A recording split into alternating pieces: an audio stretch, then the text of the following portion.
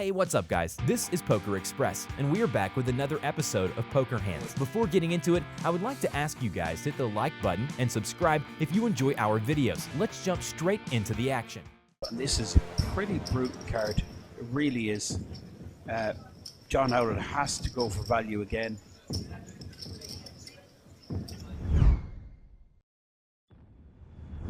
You know, saying all the euphemisms that you might be familiar with and just maybe creating an atmosphere that isn't as welcoming and friendly, and perhaps the ladies event offers a slightly friendlier entry point. I think that's what basically happens. But similarly, I know a lot of women who would just rather, you know, get straight into mixed fields. And straight Oh, look at the table, ladies and gentlemen. Oh my God. We'll come back to that shortly because we've got the ladies McCauley against with the the mooks. queens, and Blaine wakes up with let's not forget, he's now on 2-4-4, and he's got the rockets.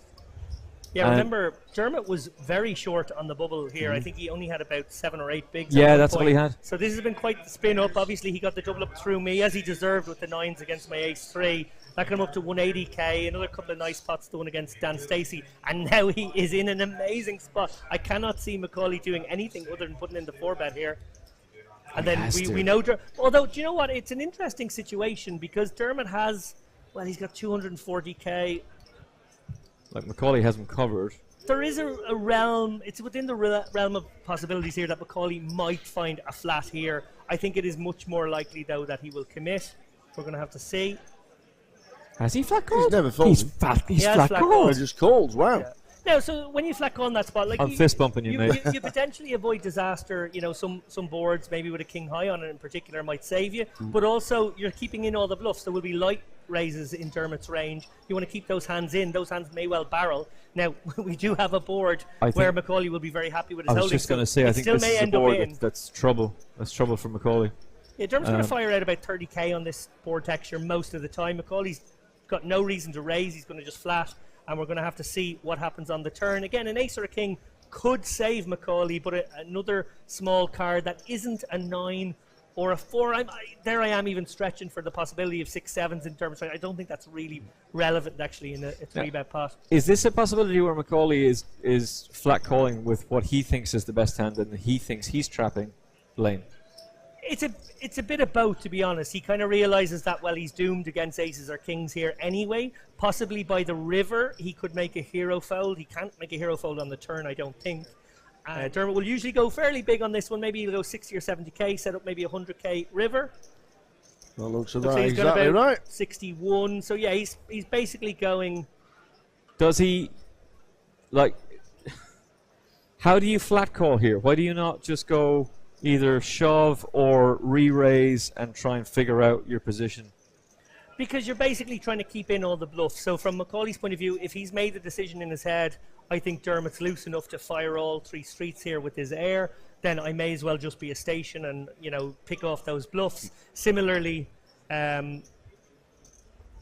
he's doomed, he's doomed. You know, he could have gone with the 4-bet option pre and then he was going to get it in dominated. So nothing really changes. I think this is a spot where we're going to see him call the turn, be faced with 120k on the river almost regardless, and that's going to be the really tough part of the hand because Dermot will only be betting about half pot and will be putting him in an awful spot needing just 25%. If Dermot has any light ones, is he about to make a fold? This would be very above the rim, guys. If he couldn't possibly. McCauley is about to fold this on the turn, it is some fantastic poker, it must be said. What a fold. What a fold from McCauley. That is really okay, sick. first of all, that's a hero. That is a hero commentary move from Mr. Lappin because there's no way I saw that coming.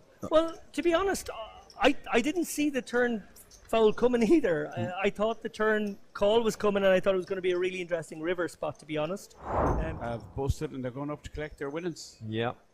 The payout desk. The camera may not be on there, but when one of the table cams picks up people in the background all queuing up, that's what they're doing. They are getting paid. So tell me, tomorrow, guys, do you play down to a final table or do you just play the levels out and then maybe come back with 11 or 12 people? Who knows how it'll go? As far as I'm aware, we're playing to the final table. Final table is my information. So it could be a long day tomorrow for you guys. Would it?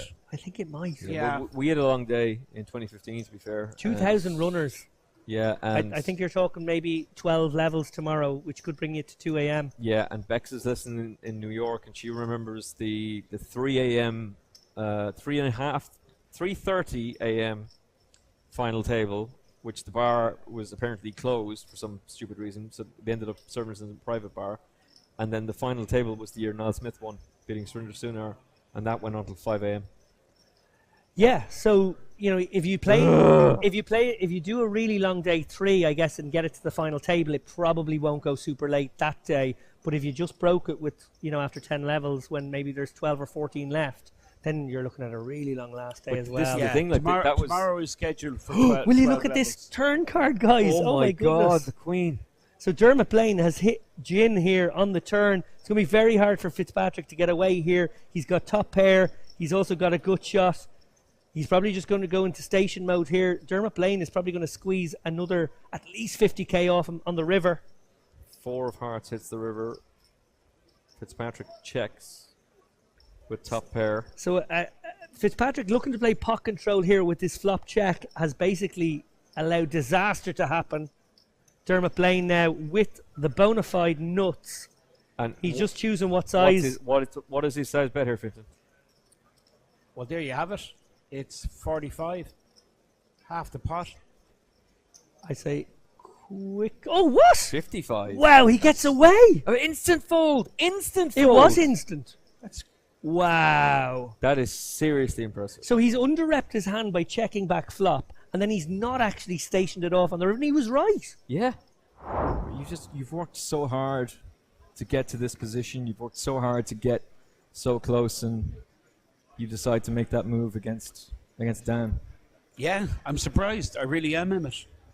Having said that, I mean, he does get, there's loads of opens there he does get to fold, but I think he gets more calls than folds, This could be intriguing. So ace-9 suited raised to 80k. Lillis has woken up with ace-jack. He just flat calls. And McCann's getting value here with the suited connectors. With 9-8 yeah. I mean, hearts. 80k is going to be a call here, I think, for McCann. He likes to see flops. He's a hand that has potential. Small blind gets out of the way, and the chip leader now is getting a humongous price, like 40k to call. Look at the amount in the pot. It's 9-1, or something ridiculous like that.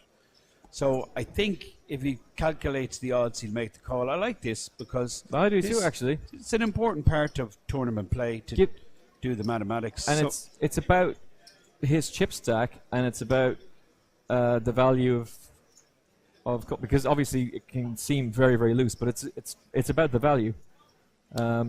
Now this is problematic for Paul Coyle. Oh, this is going to be a problem. Yeah, he's opened now. It's four-way. So and he opened under the gun as well. Yeah, he will be concerned about his kicker, but he's got a lead out here, and just protect his top pair. Obviously, Lillis, who's been really having a huge success against Coyle. They seem to be clashing a little bit, but Frank coming out on top. He has position on him, and it's a pretty standard call here for. Would you like Frank. the flat call? Absolutely, he can't do anything else. He could 3-bet, but then there's still 2 players to act, and anything could kick off, particularly with McCann, who actually does have a draw. Yeah. He has the good shot, and he's the backdoor hearts.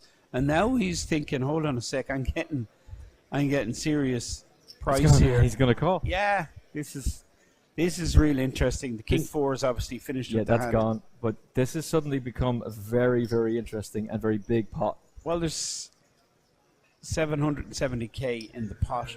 Now Coyle, I think he's finished. He shuts down, he checks. And Frank could just check here. Frank check. I'm sure he's still got the problem of John McCann. And I think Frank checks here. Yeah, he's considering what McCann is going to do in the cutoff. Well, the fact he's looking down at his stack tells me that... A bet's coming in? Yeah, he's going to fire a bet. What size? There's 770 in the pot. He's going to go about 330, I think. top pair, good kicker, 360. Give that man an award. Fintan Gavin, on point.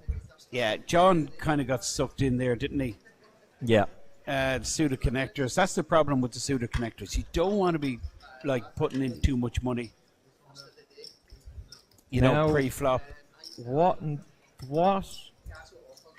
does Coyle do? It's difficult. Lillis, of course. There's the dynamics between both of them. They're side by side. Lillis with position on Coyle. All this is playing in. Yeah, Coyle is figured out what's going on, and I think he just lets it go. That's a really good fold. I've seen lesser players go nuts there. If you enjoy our videos and would like to see more, make sure to check out the links in the description. Also, make sure to comment below what you would like to see next, and we will work on your ideas as soon as possible. Suited and John Howlett. Well, Ace-Jack once again. John Howlett looks to be interested. Looks like he's just going to come in with a call. He does like to 3-bet with these type of hands, but he decides with the advantage of position, he's going to make the call. Well, it's reading that he's 3-bet in the graphic. Dermot.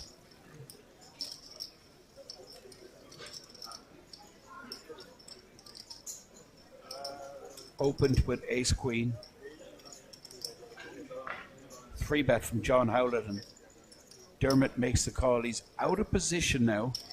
He will be first to act. John Howlett has the advantage of being last to act. I mean, no one has any connection to this board. I think John continues, and it's probably going to steal it, depending on the sizing. 55k continuation bet, and it looks like Blaine, I think, will check fold here. Ace queen, no connection, out of position. Well, Dermot gets sticky here. I mean, this is really high level stuff. Both players playing ace high. Wow. Okay, John is going to take a hit here. Could check back, John, with his ace. The last thing he wants is to get check raised, but Dermot just going to check call here. 100k. Got to take his time. Dermot, of course, hoping that he's up against kings or queens, but so unlikely that John Howlett would bet kings or queens with that ace turning up, and this is a pretty brutal card. It really is. John Howlett has to go for value again. Has to go for value. This is very sick spot. Dermot Blaine getting huge rewards for getting sticky on the flop. Here's a value bet incoming from John Howlett. Just has a pot size bet. Both players similar stack sizes. Both players with pot size bet behind, but it's just too big a hand not to value bet. I mean, this would be an incredible check back if Howlett puts Blaine on ace king, ace queen. Absolutely incredible. Could put him on a set, but he has to value bet. Doesn't make sense not to value here. And look at the sizing. This is going to confuse Dermot. Dermot, of course, going nowhere. He might just call this, you know. Dermot might be the one afraid of ace king.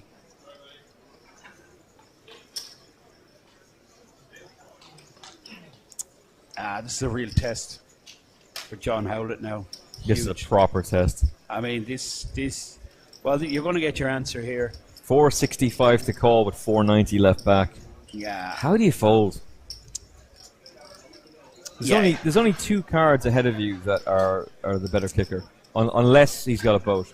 Yeah, he could. You see, Dermot could have a boat here. He could be raising pre with like sevens, and calling a 3-bet, set mining with 7s, and he could have been. He could have been doing with ace. Yeah, he could have been check. Ace check 7 calling. suited. It could have been. No, A7. Because of his early position, I don't think Dermot would be messing around with A7. And the fact he's blocking now, that is incredible. Amazing fold. What a fold. Wow. I'm proud of this young fella. And this is a 15-minute delay, by the way, so that's it's not like super fold. I mean, how does he get away there? Dermot's going to be sickened when he sees this Dermot's going to watch that back and he's going to go, how?